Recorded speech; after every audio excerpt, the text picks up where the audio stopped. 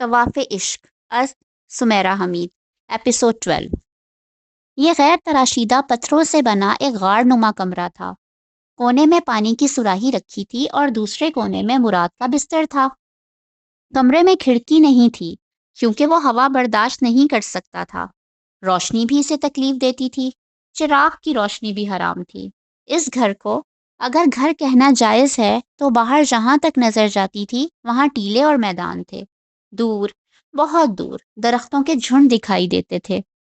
ان سے چل کر جانے میں اتنا وقت لگتا تھا کہ واپسی پر انسان تھکن سے ہانپ جاتا تھا۔ اسے ہر روز اس جھنڈ تک جانا ہوتا تھا۔ وہاں ایک درخت تھا جس کے تازہ پتے توڑ کر پانی میں ابال کر مراد کے زخم دھونے ہوتے تھے، صبح شام۔ نکاح کے بعد اس نے سب سے پہلے یہ کام کیا تھا، اپنی چادر الٹ کر، اپنی شرم، اپنا لحاظ پرے رکھ کر۔ مراد کے بھائی کی بیوی نے اسے راستہ دکھا دیا تھا۔ نئی نویلی دلہن نے وہ راستہ دیکھ لیا تھا اور اسی وقت چل کر اتنی دور گئی تھی۔ کاروانے حج سے باہر ہونے کے بعد، چور بازار میں فروخت ہونے کے بعد اس کے پیروں میں چھالے نہیں پڑتے تھے۔ اس کے ہاتھ مشقت کرتے تھکتے نہیں تھے، لیکن دور پیدل چل کر جاتے ہوئے، مطلوبہ درخت کو ڈھونڈتے ہوئے، پتے توڑتے، چل کر واپس آتے، لکڑیاں اکٹھی کر کے آگ دہکاتے، پانی بھرتے، بڑے برتن میں پتے ابالتے اور پھر زخموں کو دھوتے ہوئے وہ رو دی تھی، وہ رو دی تھی۔ وہ خود بھی خوبصورت تھی اور خوبصورتی کو بھی پسند کرتی تھی۔ وہ اس جیسے بیمار، زخم خوردہ انسان کو اپنا شوہر بنے دیکھ کر اپنے دل کے کارواں کا سوار کھول بیٹھی تھی۔ وہ اس جیسے انسان کی بیوی بننے کی تمنائی تو کبھی نہیں رہی تھی۔ جو چیز انسان خواب میں بھی نہیں سوچتا، وہی کیوں حقیقت بن کر سامنے آ جاتی ہے؟ جنت، وہ ایک دن کی دلہن تھی۔ جنت، وہ زندگی کو بہار کے ساتھ یاد رکھتی تھی۔ قبا خانے میں رہتے ہوئے بھی وہ نکاح کے خواب دیکھا کرتی تھی۔ وہ سوچا کرتی تھی کہ کبھی کوئی اتنی وفا ضرور دکھائے گا کہ وہ اس کے لیے ساری دنیا چھوڑ دے گی۔ پھر اسے معلوم ہوا سب کچھ انسانوں کے لیے نہیں، خدا کے لیے چھوڑا جاتا ہے، اور اس نے ایسا ہی کیا۔ لیکن اب وہ رو رہی تھی۔ اس کا دل رو رہا تھا۔ اس کا دل بھاری تھا اور وہ رو بھی رہا تھا۔ اس کی زبان تک پہ زخم تھے۔ بولنے میں اسے کتنی تکلیف ہوتی تھی۔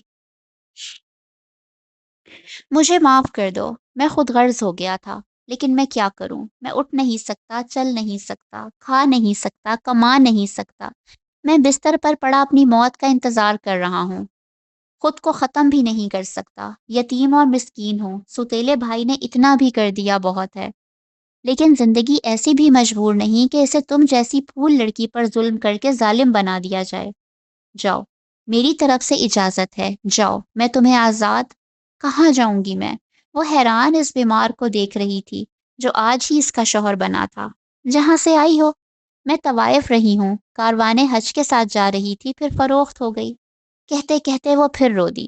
تم طوائف نہیں، فرشتہ ہو جنت۔ تم طوائف نہیں، فرشتہ ہو جنت۔ بھلا مجھ جیسے بے بس لوگوں کی مدد کے لیے فرشتوں کے علاوہ کسے بھیجا جاتا ہے؟ وہ سارا جہاں اس بات کو سن کر بھول گئی تھی۔ کیا کہا؟ تم فرشتہ ہو جنت۔ تم نے اپنا سانس نہیں روکا، ناک پر ہاتھ نہیں رکھا، منہ نہیں بنایا۔ تم نے میرے زخموں کو ایسے صاف کیا، ایسے ایسے کہ وہ پھر سے رو دیا۔ کتنی شرم سے رو رہا تھا۔ جنت نے طوائف طوائف طوائف کے بعد پہلی بار اپنے لیے فرشتہ کا لفظ سنا تھا۔ اس نے پہلی بار زمین کے کسی انسان سے اپنے لیے آسمانی لفظ سنا تھا۔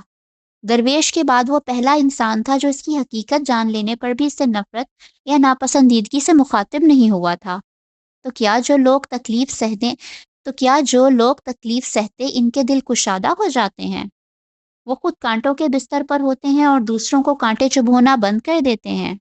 اس کے آنسو یک دم سے تھم گئے۔ اس کے دل کا بوجھ دھل گیا تھا۔ میرا سارا اسباب تو لینے والوں نے لے لیا، اب میری کل متاع میری بیماری ہے، اور تم کل متاع۔ وہ کس مول پر بکی تھی؟ اب وہ کہتا تھا متاع، وہ کہتا تھا فرشتہ، وہ کہتا تھا، کیا کمال کہتا تھا! اگر میں تمہیں چھوڑ کر چلی جاؤں تو تم کیا کرو گے؟ وہ جاننا چاہتی تھی کہ جو اسے فرشتہ کہہ رہا تھا وہ خود کس درجے کا فرشتہ ہے۔ کرنے والا کرے گا جنت، بھلا انسان بھی کبھی کچھ کر سکا ہے؟ پہلے بھی میں نے تو کچھ نہیں کیا۔ دنیا جہاں کی تکلیفیں ایک طرف تھیں اور لاچاری ایک طرف تھی۔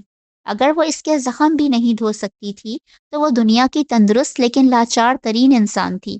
بے بس وہ نہیں جو بستر پر معذور ہے، بے بس وہ ہے جو اپنے اندر انسانیت نہیں جگا پایا۔ وہ انسان ہو کر انسانیت نہ دکھا سکی تو پھر صاحب لبیک نہ رہی۔ وہ انسان ہو کر انسانیت نہ دکھا سکتی تو پھر صاحب لبیک نہ رہتی۔ صاحب قصوہ، والدہ قصوہ، آمنہ، وہ اتنا بڑا محل نما گھر تھا کہ اسے محسوس ہوتا تھا کہ ساری دنیا اس گھر میں سما گئی تھی۔ ملازم بھاگتے پھرتے تھے، پھر بھی اس محل کے کام ختم نہیں ہوتے تھے۔ وہ باغ کے کونے میں قصوہ کو لے کر بیٹھ جاتی تھی، وہاں اسے کھلاتی، نہلاتی اور پھر سبز گھاس پر سلا دیا کرتی تھی۔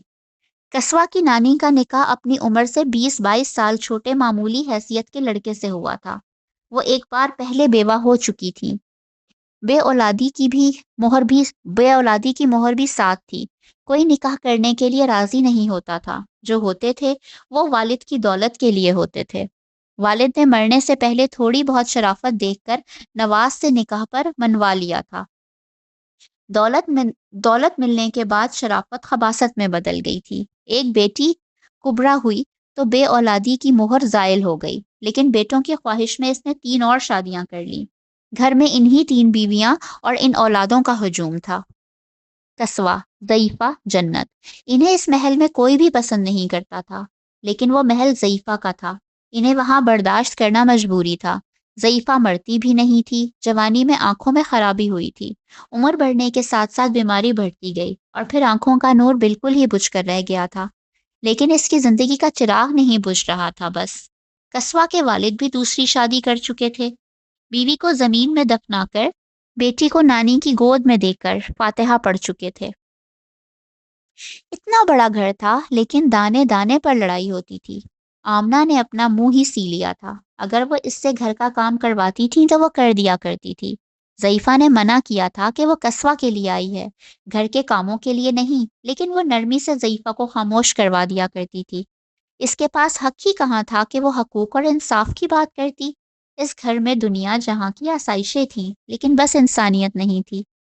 وہاں سب آقا بنے ہوئے تھے کہ شیطان کے غلام بن گئے تھے، ملازموں کو جوتیوں سے مارتے تھے، انہیں کئی کئی دن بھوکا رکھتے تھے، کسی پر زیادہ غصہ آتا تو اس پر کوئی نہ کوئی الزام لگا کر نکال دیا کرتے تھے۔